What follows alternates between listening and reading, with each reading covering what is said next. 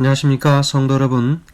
하나님의 교회 섬기는 성도 제6번째 말씀입니다. 말씀의 제목은 하나님의 멋진 교회는 이라는 제목으로 함께 말씀의 은혜를 나누겠습니다. 오늘 본문의 말씀은 에베소서 6장 21절에서 24절 말씀입니다. 말씀 먼저 봉독하겠습니다. 나의 사정 곧 내가 무엇을 하는지 너희에게도 알게 하려 하노니 사랑을 받은 형제요 주 안에서 진실한 일꾼인 두기고가 모든 일을 너희에게 알게 하리라. 우리 사정을 알게 하고 또 너희 마음을 위로하게 하기 위하여 내가 특별히 저를 너희에게 보내었노니 아버지 하나님과 주 예수 그리스도께로부터 평안과 믿음을 겸한 사람이 형제들에게 있을지어다. 우리 주 예수 그리스도를 변함없이 사랑하는 모든 자에게 은혜가 있을지어다. 아멘. 그리고 사도행전 20장 31절에서 35절까지 말씀 봉독하겠습니다. 사도행전 20장 31절부터입니다. 그러므로 너희가 일깨어 내가 3년이나 밤낮 쉬지 않고 눈물로 각 사람을 훈계하던 것을 기억하라. 지금 내가 너희를 주와 및 그 은혜의 말씀에 부탁하노니 그 말씀이 너희를 능히 든든히 세우사 거룩해 하심을 입은 모든 자 가운데 기업이 되게 하시리라. 내가 아무의 은이나 금이나 의복을 탐하지 아니하였고 너희 아는 바에 이 손으로 나와 내 동생들의 쓰는 것을 당하여 범사에 너희에게 모본을 보였노니 곧 이같이 수고하여 약한 사람들을 돕고 또 주 예수의 친히 말씀하신 바 주는 것이 받는 것보다 복이 있다 하심을 기억하여야 할지니라 라고 기록하고 있습니다. 여러분, 이제 겨울이 막 지나가고 새로운 계절로 접어드는 그런 시간입니다. 하나님께서 모든 만물의 새로움을 경험케 하실 모든 일에 대하여 감사를 드립니다.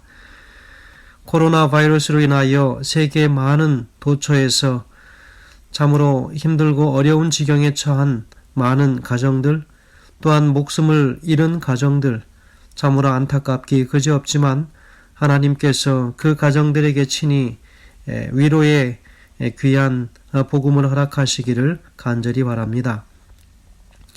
오늘 우리는 이 에베소서의 편지의 말씀을 우리가 함께 다루고 이제 그동안 이 에베소서야말로 제가 가장 담고 싶어하는 교회 중에 하나라고 생각합니다. 저는 그동안 이 말씀을 설교하고 함께 나누면서 마음속에 가진 가장 중요한 질문은 왜 예수님이 세상에 오셨는가라고 하는 물음입니다. 특히 성경이 복음서가 제공하는 명백한 대답은 그분께서는 우리의 구원을 위해서 이 땅에 오셨다라고 하는 것이지요. 그러나 또 하나는 그분은 교회를 세우기 위하여 오셨다라고 말할 수 있겠습니다. 예수님은 베드로에게 내가 이 반석 위에 내 교회를 세우리라고 말씀하셨습니다. 교회는 구원받은 사람들의 공동체입니다. 왜 구원받은 성도, 이 거룩한 무리들이 개인이 아닌 공동체로 살아갈 필요가 있었을까 하는 것이지요. 한마디로 하나님의 거룩하고 아름다운 영향을 끼치기 위해서입니다. 내가 깨달은 바를 내 형제 자매들에게, 형제 자매들이 서로가 서로에게 깨달은 것들을 아름다운 그 영향력으로 미치고 또 그 서로가 나눈 것들을 내 이웃들에게 전하기 위해서입니다. 그것이 바로 거룩한 교회의 존재 이유라고 할 수 있겠습니다. 그래서 오늘 우리는 에베소서 말씀을 우리가 나누면서 또 거룩한 교회의 본질이 무엇인지를 다시 한번 물으려고 합니다. 그것은 앞으로 우리 교회들의 미래 방향과 관련된 중요한 물음이라고 생각합니다. 이것은 우리 교회의 리더로서 제가 여전히 모든 성도들께 기대하는 우리 교회의 모습이기도 합니다. 우리는 이런 교회의 모습을 에베소 교회에서 찾기로 하는 것이지요.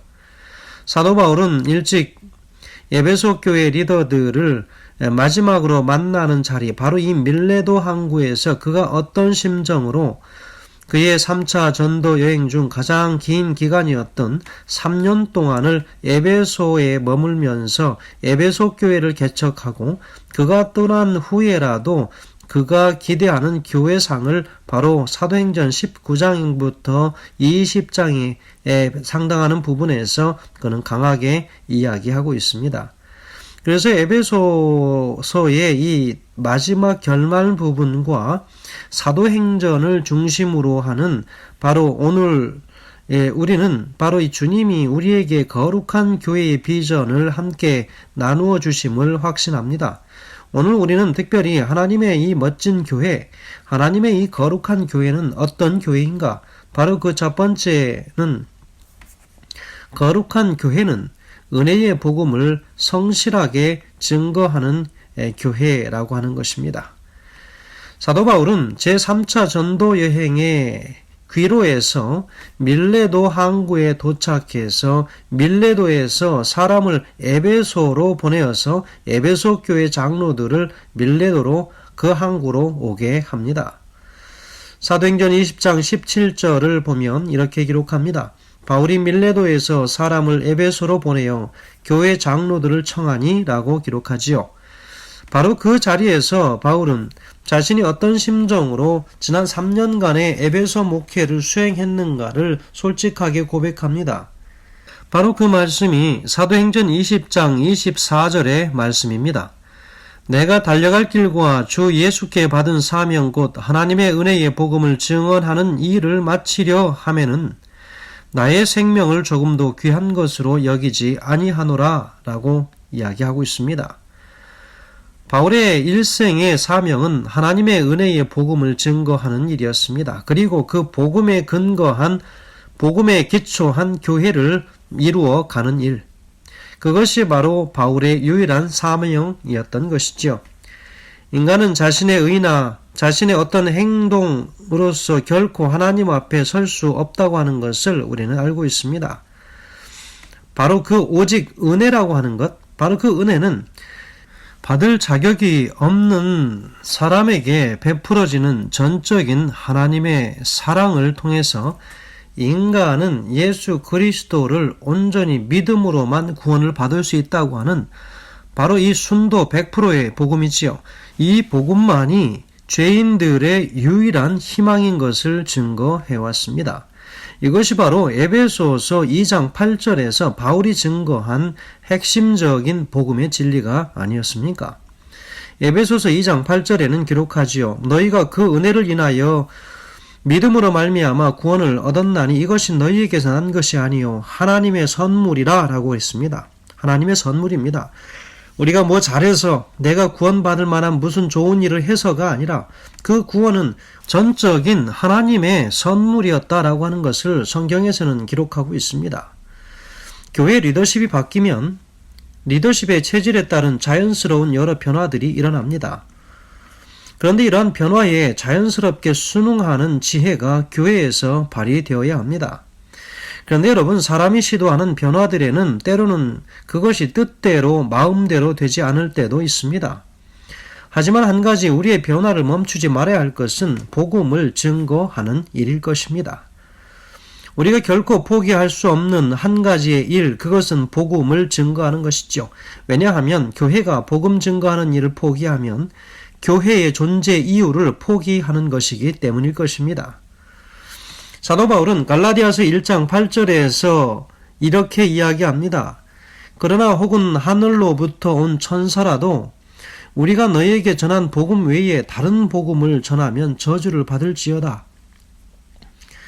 거룩한 교회는 은혜의 복음을 성실하게 전하는 교회입니다.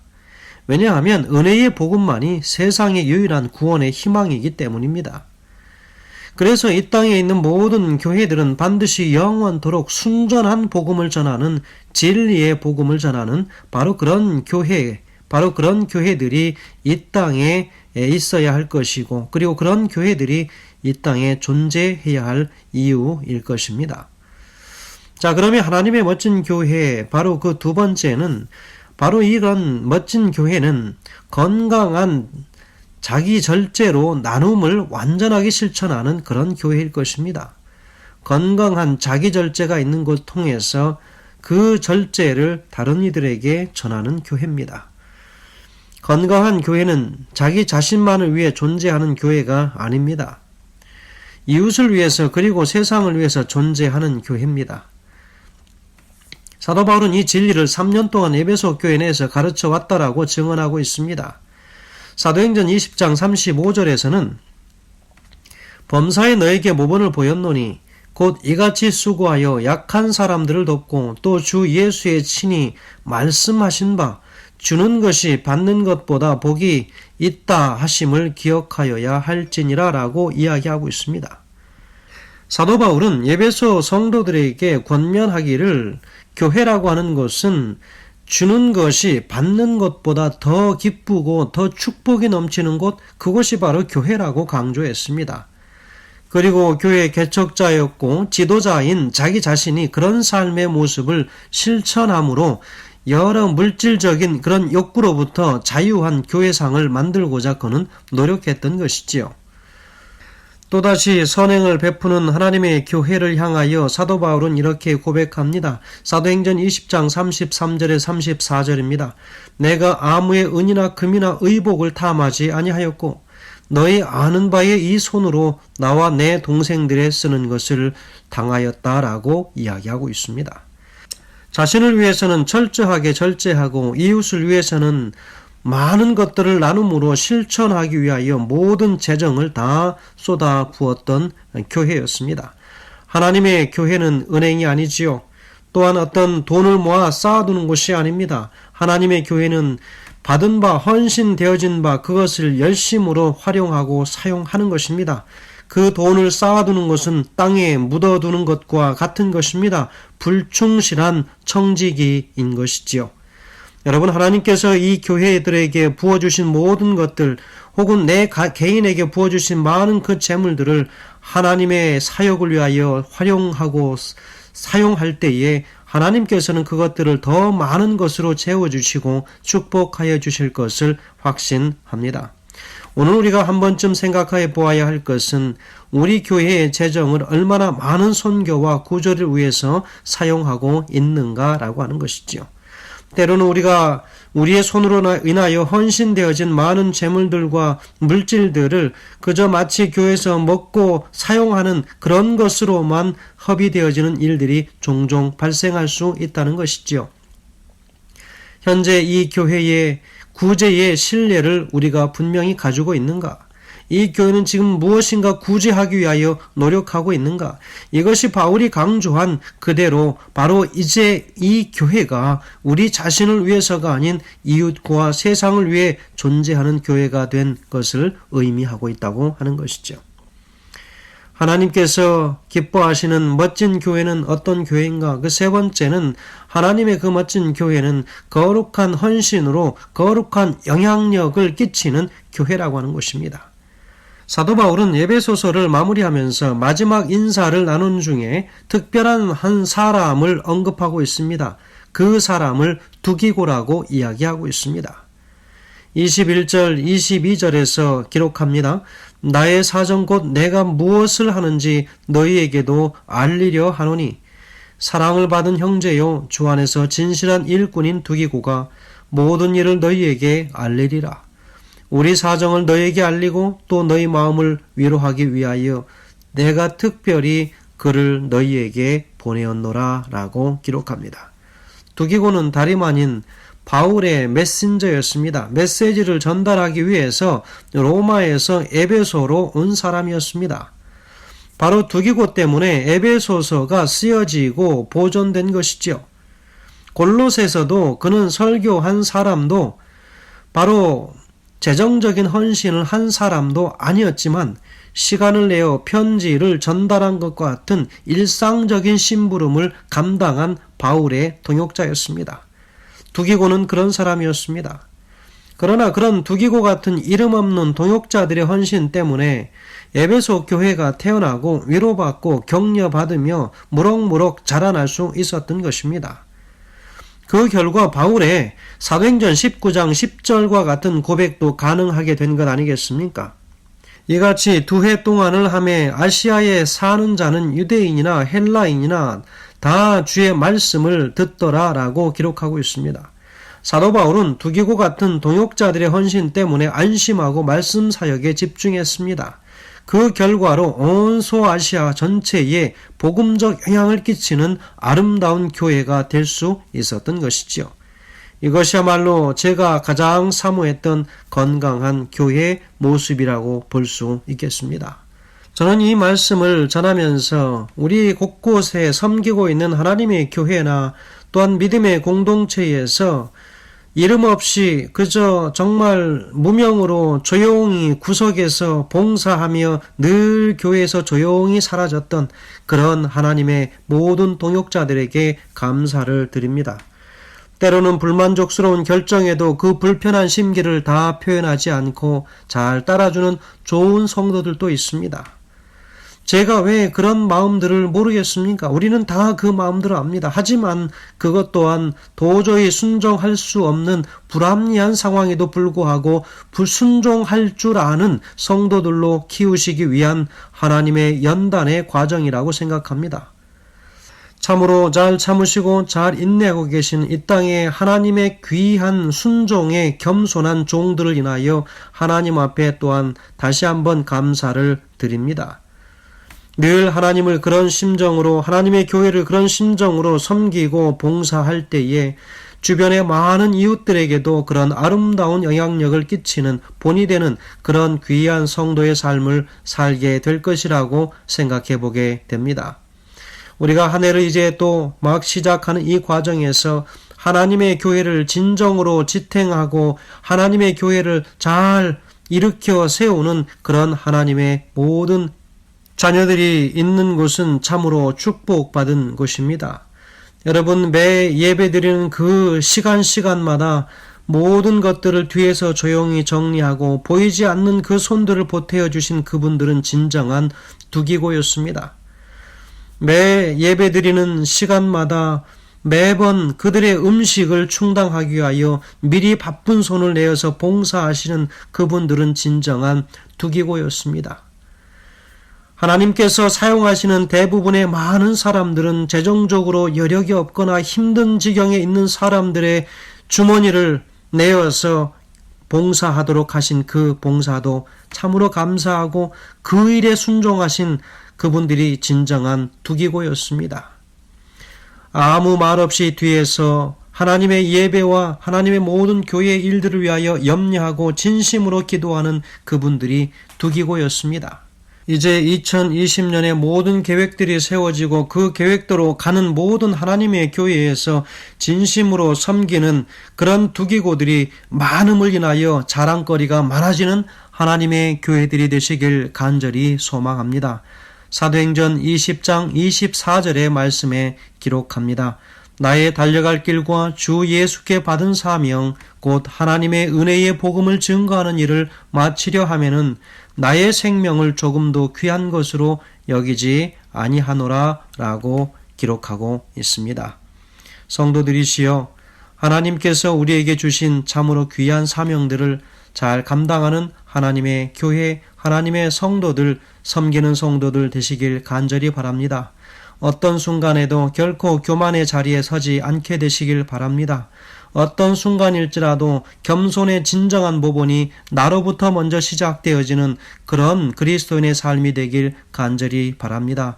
겸손의 행함과 모든 실천이 다른 사람들에게서 먼저 나오기를 기다리며 기대하는 그런 사람들이, 그런 교회들이 되지 않게 되길 간절히 바랍니다.